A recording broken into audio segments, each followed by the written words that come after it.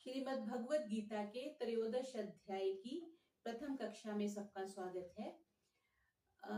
श्रीमद् भगवत गीता में कुल 18 अध्याय हैं। तो एक तरह से जो इसको हम 3 भागों में बांट सकते हैं। पहले कर्म योग की बात करी, भक्ति योग की करी और अब ज्ञान योग की बात होगी। जो जीवन है वो कर्म होगा, ज्ञान होगा तो कर्म होगा और कर्म होगा तो ही भक्ति होगी। तो हम इनको बिल्कुल सेपरेट नहीं कर सकते। जैसे घर के 3 कमरे हम अलग अलग नहीं कर सकते, ये ज्ञान के बारे में, ये भक्ति के बारे में, ये कर्म के बारे में। नहीं, तीनों का मिला जुला ही रहता है। ज्ञान में भक्ति और कर्म भी रहेगा, भक्ति में ज्ञान और कर्म भी रहेगा और कर्म में ज्ञान और भक्ति दोनों रहेंगे। तो यहाँ तक हमने 2 भाग देख चुके हैं। आज हम लास्ट जो 1/3 भाग है उसका प्रारंभ कर रहे हैं। तो एक चीज यहाँ पे ये समझने की है कि हमें ज्ञान किस लिए चाहिए और ज्ञान किस चीज का चाहिए। हम जीवन पर्यंत चीजें जो इकट्ठी करते हैं, 2 चीजें होती हैं, या तो विद्या उपार्जन में लगे रहते हैं या धन उपार्जन में लगे रहते हैं। या तो हम पढ़ाई करते रहते हैं या हम पैसा इकट्ठा करते रहते हैं, साधन इकट्ठे करते रहते हैं।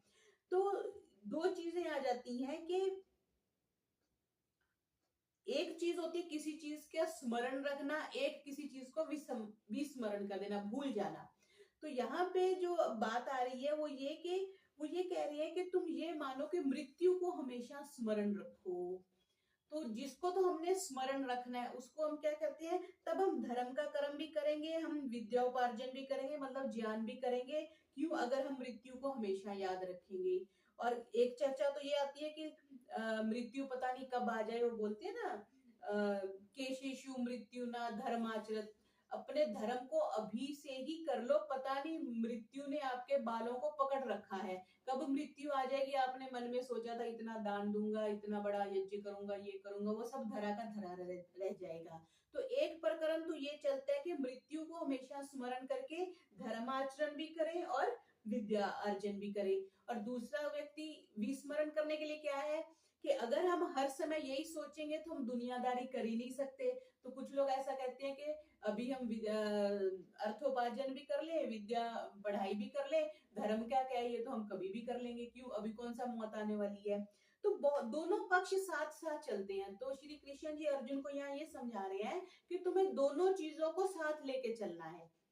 जब व्यवहार काल में है तब भी धर्म साथ में बना रहे और अपनी मृत्यु को कभी भी भूलना नहीं है, क्योंकि वो बिना दस्तक दिए आ जाती है। तो इस तरह का कुछ शरीर क्या है, शरीरी क्या है। अब ज्ञान कांड शुरू हो रहा है तो इसकी कुछ व्याख्याएं भी चलेंगी, इसकी कुछ चर्चाएं भी चलेंगी। तो हमें ये स्मरण रखना है कि अब हम ज्ञान कांड में, पहले हमने कर्म योग में और भक्ति योग में इतना कुछ नहीं था, लेकिन ज्ञान को समझने के लिए गीता में सभी दर्शनों का, सभी ज्ञान का एक कोलैबोरेशन कह सकते हैं, एक समन्वय है, एक चीजें इकट्ठी हुई हुई हैं। आज जो प्रकरण हम देख रहे हैं इसमें सांख्य दर्शन का भी कुछ हिस्सा आएगा। तो हम प्रथम प्रकरण से प्रारंभ कर रहे हैं, प्रथम त्रयोदश अध्याय का प्रथम श्लोक। ओम श्री परमात्मने नमः। अथ त्रयोदशो अध्यायः। श्री भगवान उवाच इदं शरीरं कौन्तेय क्षेत्रमिति विधीयते एतद्यो वेत्ति तं प्राहुः क्षेत्रज्ञ इति तद्विदः। भगवान श्री कृष्ण अर्जुन को क्या कह रहे हैं, प्रथम श्लोक में ये बताने का प्रयास कर रहे हैं। कौन्तेय, हे कुंती पुत्र, इदम शरीरम, ये जो शरीर है, ये जो तुम्हारा 5 भौतिक शरीर है, इस शरीर को कहे जाने वाले तत्व के बारे में बात करें। क्षेत्रम, ये क्षेत्र है। क्षेत्रम बड़े अच्छे से समझते हैं ना, क्षीवसाने, जहां पर वसा जाता है, जहां पर रहा जाता है, उसको क्षेत्र कहते हैं। अगर आपको स्मरण होगा तो श्रीमद् भगवत गीता का प्रथम श्लोक धर्म क्षेत्रे कुरुक्षेत्रे क्षेत्र आया था, ठीक है। तो क्षेत्रम, इस क्षेत्र इति अभिधीयते, इस नाम से जानते हैं, इस शरीर को क्षेत्र नाम से जानते हैं या कहते हैं, कह सकते हैं। एतत् यह वेति, जो यह जानता है, तम तद्विदः, उसको ज्ञानी लोग, क्षेत्रज्ञ, उसको क्षेत्रज्ञ कहते हैं। इति प्राहु, प्राहु कहने के अर्थ में आता है। ये जो शरीर है कौन्ते, इसको ज्ञानी लोग क्षेत्र कहते हैं और इसको जानने वाले को क्षेत्रज्ञ कहते हैं। जैसे वेद को जानने वाले को वेदज्ञ कह देते हैं, और पंडित युधिष्ठिर जी मीमांसक को पद वाक्य प्रमाणमज्ञ कहते थे। उनको पद का भी पूरा ज्ञान था, प्रमाण का भी था, और उनको पद वाक्य और प्रमाण, जो ब्रह्म सूत्र को अच्छे से जानता है, जो व्याकरण को अच्छे से जानता है, और जो मीमांसा दर्शन को अच्छे से जानता है। अभी तक ये जो उपाधि दी गई है, जहां तक मेरी जानकारी है, ये पंडित युधिष्ठिर मीमांसक जी, जिनको गुरुकुल रेवली में जिन्होंने गुरुकुल रेवली को बनाया था और व्याकरण के बहुत बड़े विद्वान थे, उनको ये उपाधि दी गई थी। तो ज्ञ मीन्स जानने वाला। बहुत से लोग हैं जो व्याकरण पढ़ते हैं लेकिन मीमांसा नहीं पढ़ते, लेकिन वो जो थे उन्होंने तीनों त्रय विद्या का अध्ययन किया हुआ था, इसलिए उनको ये उपाधि दी गई। तो यहाँ पे क्या किया, क्षेत्रज्ञ, जो इसको जानता है उसके लिए ज्य शब्द का प्रयोग कर लिया। मीन्स ये शरीर क्षेत्र है, और जो इस क्षेत्र को जानता है उसको क्षेत्रज्ञ कह दिया। इदम शरीरम कौन्तेय क्षेत्रम इति अभिधीयते। हम कहते हैं ये पशु है, ये कुत्ता है, ये बिल्ली है, ये कबूतर है, ये मनुष्य है, तो हम शरीर को ही तो भिन्न भिन्न कर रहे हैं। ये मेरा खेत है, ये मेरे भाई का खेत है, ये मेरे दादाजी का खेत है, तो हम डिफरेंट कर रहे हैं ना किसी चीज को। तो जो भिन्न भिन्न हो रहा है वो क्षेत्र है। यहाँ पे ये बताने की कोशिश कर रहे हैं, जो शरीर कैसा है, 5 भूतों से बना हुआ है। हमें पता है ये 5 तत्व का पुतला हूं मैं, नानक मेरा नाम। 5 ज्ञान इंद्रियां, 5 कर्म इंद्रियां हम अच्छे समझते हैं। तो कहते हैं कि अज्ञान जो है वो संपूर्ण शरीरों का कारण होने से कारण भी कहलाता है। हमारे 3 शरीर है ना, स्थूल शरीर, सूक्ष्म शरीर और कारण शरीर। यहाँ पे मुख्यतः जिसकी बात कर रहे हैं वो स्थूल शरीर की कर रहे हैं, कि ये जो स्थूल शरीर है, ये जो स्थूल शरीर है, इसमें जो रहता है उसको क्षेत्रज्ञ कहते हैं। इसको जानने वाले को क्षेत्रज्ञ कहते हैं। जैसे हमने पीछे बात करी थी, शरीर और शरीरी, शरीर और आत्मा, ये 2 चीजें हैं बस। जो भिन्नता है तभी तो हम शरीर को अंत में जला देते हैं। अगर शरीर ही हमारे लिए पूजनीय होता, शरीर ही हमारे लिए सारी श्रद्धा भाव हमारी शरीर में ही होती, तो हम स्वयं जाके अपने प्रियजनों का अंतिम संस्कार तो नहीं करते ना, हम कर देते। इसका मतलब जो उसमें था उसके प्रति हमारी श्रद्धा थी, उससे हमारा प्रेम था, उससे हमारा लगाव था, और क्योंकि उसने इस शरीर का प्रयोग किया 40, 50, 60, 70 साल, इसलिए अंतिम समय में हम उस देह का सम्मान करते हैं, उसको विधि विधान से उसकी अंत्येष्टि करते हैं। तो यहाँ पे क्या कहा, इदम कह दिया। फिर ये कहा एतद्यो वेति, जीवात्मा इस शरीर को जानता है। ये चीज समझनी है कि शरीर को जानने वाला आत्मा ही है, जबकि ये बुद्धि वेत्ता हुआ पड़ा है, बुद्धि में उसका प्रतिबिंब पड़ता है, तभी तो हमें ज्ञान होता है ना, मैं आत्मा हूं, ये मेरा शरीर है, ये मेरा हाथ है, ये मेरी आंख है, तो बुद्धि में होता है। तो आत्मा उस चीज को जानने वाला है। तो किसको जानना है हमें, इस एक तो शरीर को जानना है और शरीर के जानने वाले को जानना है। तो यहाँ पर 2 चीजें इन्होंने स्पष्ट करी हैं। तुझे अब बताता हूं कुंती के लाल, कि यह जिस्म एक खेत की है मिसाल, है इस खेत का राज जिस पर आया, कहे क्षेत्रज्ञ इसको सब राजदा। जो इसको जानते हैं उसको क्षेत्रज्ञ कहते हैं। अब इस क्षेत्रज्ञ का स्वरूप क्या है ये दूसरे श्लोक में बता रहे हैं। क्षेत्रज्ञम चापि माम विद्धि सर्व क्षेत्रेषु भारत, क्षेत्र क्षेत्रज्ञोर ज्ञानम यत् ज्ञानम मतम मम। भारत, यहाँ पे अर्जुन के लिए क्या शब्द है, भारत वंश में जो उत्पन्न होने वाले, भरत वंश में उत्पन्न होने वाले अर्जुन, तू सर्व क्षेत्रेषु, संपूर्ण क्षेत्रों में, क्षेत्रज्ञ में जो क्षेत्रज्ञ है, माम मुझे ही समझ। एक होती है व्यष्टि, एक होती है समष्टि। व्यष्टि हो गई हमारा शरीर और उसमें रहने वाला आत्मा, ऐसे ही ये समष्टि है, पूरा संसार है और संसार में रहने वाला परमात्मा। जहाँ पे श्री कृष्ण जी अपने लिए जो शब्द प्रयोग करें, माम कह दिया ना, तो वो यही बताना चाह रहे हैं, अपि विद्धि, ऐसा तुम समझो, जो क्षेत्र क्षेत्रज्ञ और क्षेत्र क्षेत्रज्ञ का यत ज्ञानम, जो ये ज्ञान है, तत् मम मतम ज्ञानम, उसे ही ज्ञान कहते हैं। क्योंकि हम ज्ञान योग का प्रारंभ कर रहे हैं ना, तो यहाँ पे कह रहे हैं कि ज्ञान क्या है, क्षेत्र और क्षेत्रज्ञ, इस ये शरीर और शरीर को जानने वाला आत्मा एक हो गया, ऐसे ही ये पूरा ब्रह्मांड जो है वो एक क्षेत्रज्ञ है और उसको जानने वाला परमात्मा है। ये चीज यहाँ पे स्पष्ट कर रहे हैं, दो चीजें हैं। तो यहाँ पर भी हमारा त्रैतवाद पूरी तरह से सिद्ध होता है कि शरीर और शरीर में रहने वाला, ब्रह्मांड और ब्रह्मांड में रहने वाला। जैसे हम अपने शरीर में हैं, हमारा शरीर के साथ बुद्धि के कारण से एकता बनती है, ऐसी परमात्मा की प्रकृति से नहीं बनती। बस ये समझना है। क्षेत्रम चापि माम विद्धि सर्व क्षेत्रेषु भारत। संपूर्ण क्षेत्रों में मीन्स संपूर्ण शरीरों में, और पीछे हम देख रहे हैं कि जड़ प्रकृति में और जीवों में, सब में परमात्मा है। ऐसा जो अहम भाव है उसमें तो मैं क्षेत्र हूँ, मीन्स पूरा ब्रह्मांड और सारे शरीर वो मेरे क्षेत्र है। और मैंपन का जो ज्ञाता है वो क्षेत्रज्ञ, इन सबको जानने वाला परमात्मा है। परमात्मा सर्वज्ञ है, उस दृष्टि से वो सारे शरीरों को और सारे क्षेत्रों को जानता है। तो विद्धि में कह दिया कि तू अपने को शरीर में मानता है और शरीर को अपना मानता है, लेकिन परमात्मा की दृष्टि में ऐसा नहीं है, परमात्मा उससे सेपरेट है। बस ये चीज यहाँ पे स्पष्ट कर रहे हैं। क्षेत्र क्षेत्र ज्योर ज्ञानम यत ज्ञानम मतम मम। क्षेत्र की संपूर्ण संसार के साथ एकता, सारा संसार तो परमात्मा का शरीर हो गया। अब क्षेत्रज्ञ की मेरे साथ एकता मीन्स श्री कृष्ण जी परमात्मा की दृष्टि से बोले हैं कि सारे ब्रह्मांड में परमात्मा विद्यमान है। ऐसा जो क्षेत्रज्ञ का ज्ञान है मीन्स इस शरीर का और शरीरी का, इस ब्रह्मांड का और ब्रह्मांड के स्वामी का जो ज्ञान है वही ज्ञान है, बाकी ये ज्ञान नहीं है। स्वामी दयानंद जी ने भी एक जगह लिखा है ना, ऐसे तो असंख्य विद्याएं, आप क्या क्या पढ़ोगे, 60-70 साल की उम्र में ज्यादा कुछ तो आप ज्ञान नहीं ले सकते, लेकिन जो मुख्य ज्ञान है, जिसने वो ज्ञान प्राप्त कर लिया उसको सब मिल गया।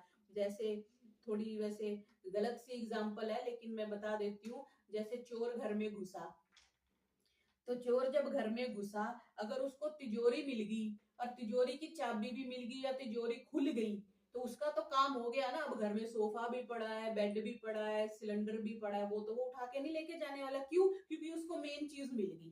तो बस वही बात ये है कि ऐसे तो इतनी सारी विद्याएं हैं, तो श्री कृष्ण जी क्या कह रहे हैं, एक तो शरीर को जानो और शरीर में रहने वाले को, और ब्रह्मांड को जानो और ब्रह्मांड में रहने वाले को। मतलब मेरे मम में बस वही ज्ञान है जो ब्रह्म को जान लेता है। मया तत्मिदम सर्वम जगत व्यक्त मूर्ति ना, पीछे भी ये बात आई थी कि यह सब संसार मेरे निराकार स्वरूप से व्याप्त है। नहीं तो हम कहें ना कि ये तो कुर्सी है, कुर्सी में तो परमात्मा है ही नहीं है, निराकार रूप से परमात्मा उसमें भी विद्यमान है। समझ खेत का राजदा हूं तो मैं, कि हर खेत के दरमिया हूं तो मैं, जो यह खेत और क्षेत्रज्ञ का है इल्म, मेरी राय में सबसे आली है इल्म। ये सबसे आली इल्म है, इसी को ज्ञान कहा जाता है। जिसने इसको प्राप्त कर लिया वही सिद्ध हो गया। अब क्षेत्र और क्षेत्रज्ञ को अपने मत में बताकर अब भगवान जी क्या कह रहे हैं, श्री कृष्ण जी क्या बता रहे हैं कि क्षेत्र और क्षेत्रज्ञ को विभाग को सुनाने की जो है वो सुनने की आज्ञा दे रहे हैं श्री कृष्ण जी। तत्क्षेत्रम यच यादृक च यद विकारी यतश्च यत् स च यो यत् प्रभावश्च तत्समासेन में श्रीनु। श्रीनु सुनो, अर्जुन को आज्ञा दे रहे हैं। तत्क्षेत्रम वह जो क्षेत्र है, यद च यादृक और जैसा भी है, च यद विकारी जिन विकारों वाला है, यत यत और जिससे जो जो पैदा हुआ है, तथा स यह और वह जो क्षेत्रज्ञ है, और यद प्रभाव है और जिस भी प्रभाव वाला है, तत्समासेन मेशिनु वह सब संक्षेप में मतलब सार रूप में तुम मेरे से सुनो, ऐसा श्री कृष्ण जी कह रही हैं। जिस उस क्षेत्र का जो स्वरूप है, ये आ गया ना यच से, और उसका कैसा स्वभाव है, मीन्स शरीर कैसा है और शरीर में रहने वाला कैसा है, ब्रह्मांड कैसा है और ब्रह्मांड में रहने वाला परमपिता कैसा है, उसके बारे में कह रहे हैं। यद यादृक उनका जो स्वभाव है, यद विकारी, विकार किसको कहते हैं जी, ये जो प्रकृति है उसके ये सारी जो सृष्टि है इसको विकार कहा गया है, ओरिजिनल नहीं है। जैसे दूध तो हमारा सही है लेकिन दूध फट जाता है, पनीर बना लिया तो वो दूध का विकार है। मीन्स जो चीज मॉडिफाई हो गई उसको हम विकार कह देते हैं। जैसे दूध फट गया, कोई भी चीज, और सेब गल गया, तो जो न्यू फॉर्म में चीज आ गई उसको हम विकार कह देते हैं। तो यहाँ जो प्रकृति है उसके लिए विकार शब्द आया। मूल प्रकृति डिफरेंट है, उससे भिन्न भिन्न आगे बने अगले श्लोक में आएगा, तो वो प्रकृति के विकार कह दी गई। तो यहाँ पे कह रहे हैं यद विकारी यतश्च यत्, यह क्षेत्र जिससे पैदा होता है मीन्स प्रकृति से पैदा होता है। तो सीधा स्पष्ट त्रैतवाद को ये भी श्लोक स्पष्ट कर रहा है, जिससे यह क्षेत्र पैदा हो रहा है, प्रकृति से उत्पन्न होने वाले 7 विकार और जो 3 गुण कहे जाते हैं जिनका आगे वर्णन आएगा, सच।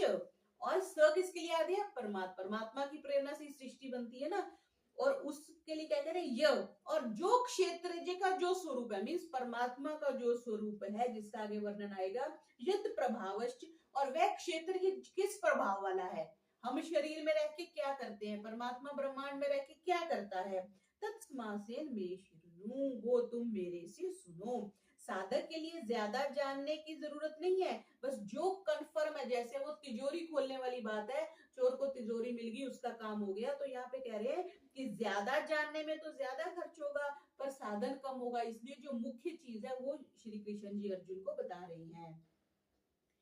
सुन अर्जुन, है क्या खेत क्या उसके गुण, तगय्युर हो कैसे कहां से ये सुन, है कौन और क्या कुव्वते राजदा, मैं करता हूं अब मुक्तसर सा बयां। मैं मुक्तसर में संक्षेप में तुम्हें बताता हूं, उसको तुम ध्यान से सुनो। व्यष्टि और समष्टि की मुख्यता यहाँ पर एक बताने की बात कर रहे हैं।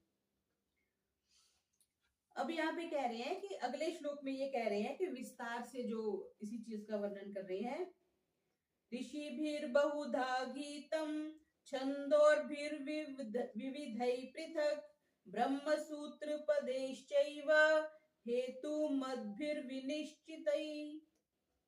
क्षेत्र और क्षेत्रज्ञ का जो तत्व है उसके बारे में कह रहे हैं, ऋषि भी, ऋषियों के द्वारा, बहुधा बहुत विस्तार से गीतम कहा गया है।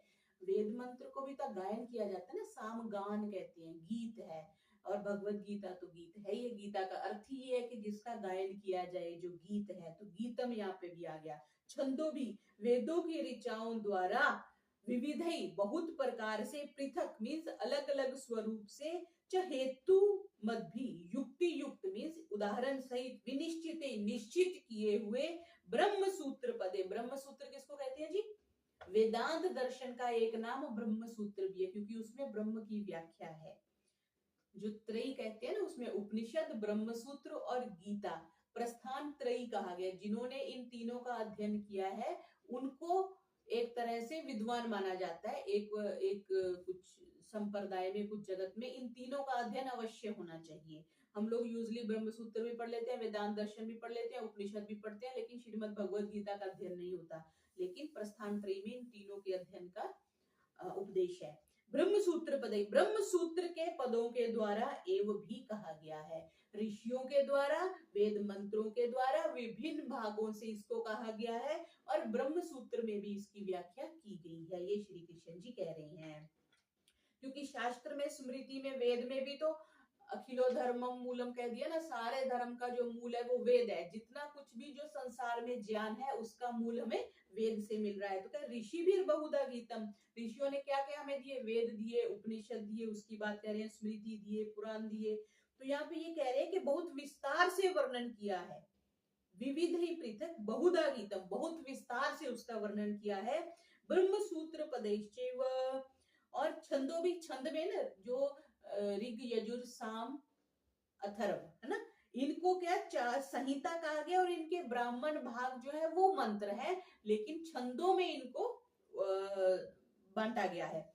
तो संपूर्ण उपनिषद और सारा जो वैदिक वांग्मय है वो इसके अंतर्गत आ गया। ब्रह्म सूत्र पदैश्चैव हेतु मद्भिर विनिश्चिते, ब्रह्म सूत्र में भी युक्तियों से युक्त और अच्छी प्रकार सूत्रों के द्वारा भी इस ब्रह्म की व्याख्या की गई है। क्षेत्र क्षेत्रज्ञ के बारे में बता रहे हैं कि वो इन सब जगह पर तुम्हें मिल सकता है। दो चीजों से हमें ज्ञान होता है, एक तो इंट्यूशन से होता है या आर्गुमेंट से होता है। या तो हम तर्क वितर्क करके किसी चीज को समझते हैं, या हम ध्यान में बैठ जाते हैं। कुछ नहीं समझ में आ रहा तो हम ध्यान में बैठते हैं। जैसे स्वामी जी को भी कुछ कठिन विषय होता है था, या जब वेद भाष्य करते थे तो तो वो जा करके अपने अंदर कमरे में चले जाते थे, समाधि में चले जाते थे, फिर वापस आके वो लिखवाते थे। ऐसा जो लिखने वाले हैं उन्होंने अपनी जीवनी में लिखा है कि स्वामी जी कहीं भी अटक जाते थे तो फिर वो समाधि में जाके लिखवाते थे। मीन्स इंट्यूशन से, इंट्यूशन को क्या कहते हैं, इंट्यूशन से उनको काफी चीजों का ज्ञान होता था और वो लिखवाते थे। तो यहाँ पे हम ये मानेंगे कि ब्रह्म पदई ऐसे भी कह सकते हैं, ब्रह्म पदई के लिए हम इंट्यूशनल वर्ड यूज कर सकते हैं और हेतुर भी के लिए हम कह सकते हैं आर्गुमेंटेटिव, तर्क करके कि क्या ये सही है क्या ये गलत है। तो ये उन्होंने चौथा श्लोक किया। ये ऋषियों ने गाया कई रंग से, बहुत मीठे छंदों के आहंग से, ये ब्रह्म सूत्रों में भी मस्तूर है, यही बादलील इनमें मजकूर है। मजकूर हो गया वर्णित है, मीन्स व्याख्या की गई है। तो अब तीसरे श्लोक में क्षेत्र और क्षेत्रज्ञ के बारे में बता दिया। तो जिन 6 बातों को संक्षेप से सुनाने की जो आज्ञा दी थी अर्जुन को, उनमें से क्षेत्र की 2 बातों को और उनके स्वरूप और विकार का आगे वर्णन कर रही है। 5वां श्लोक जो है वो सांख्य दर्शन से संबंधित है। महाभूतन्य अहंकारो बुद्धिरव्यक्तमेव च, इंद्रियाणि दशैकं च पंचचेन्द्रिय गोचरः। महाभूतानि, महाभूत 5 महाभूत है हमारे। अव्यक्तम जो मूल प्रकृति है उसको अव्यक्त कहा जाता है। अव्यक्तम च बुद्धि, बुद्धि स्पष्ट बुद्धि जिसको हम महत कहते हैं। अहंकार, उसके आगे अहंकार बना, 5 महाभूत उससे 5 महाभूत बने। 10 इंद्रियाणी, उससे 10 इंद्रियां बनी, 5 ज्ञान इंद्रियां, 5 कर्म इंद्रियां। एकम च पंच, यहाँ पे एक जो आया वो मन के लिए आ गया।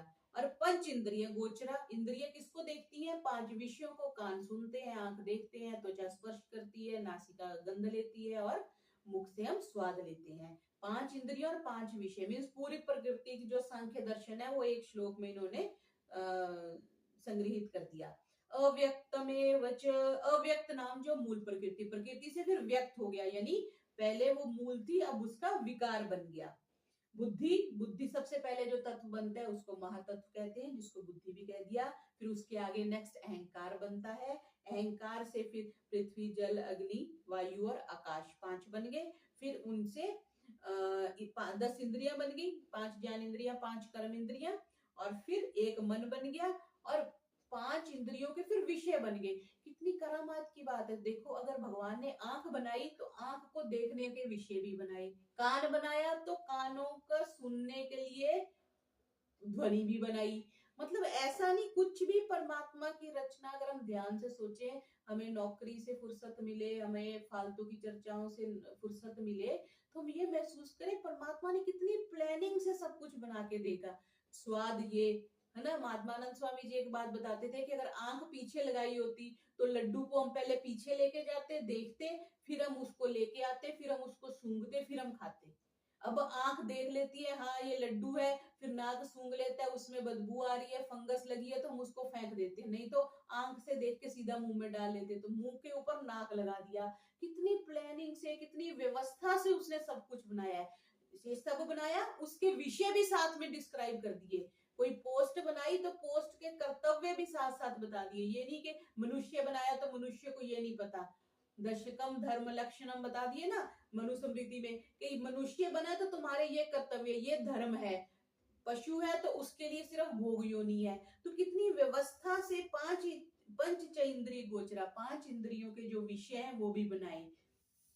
ये 5वां श्लोक हुआ हमारा। अनासर अहंकार अक्ले मुहित, ये दिल 10 हवास और ये फितरत बसीत, ये आवाज मिस जाए का रंगोबास, करे जिनको महसूस 5 हवास, 5 जो इंद्रियां हैं वो इनको महसूस करती हैं। ऐसे 5 इंद्रियां बनाई। तो पूरी प्रकृति की जो सांख्य दर्शन में हम डिस्क्रिप्शन देखते हैं उसकी व्याख्या 13वें अध्याय के 5वें श्लोक में इन्होंने करी। तो आज हमने श्रीमद् भगवद गीता के 13वें अध्याय के प्रथम 5 श्लोकों को देखा। ओम शांति शांति शांति। सर्वेभ्यो नमः।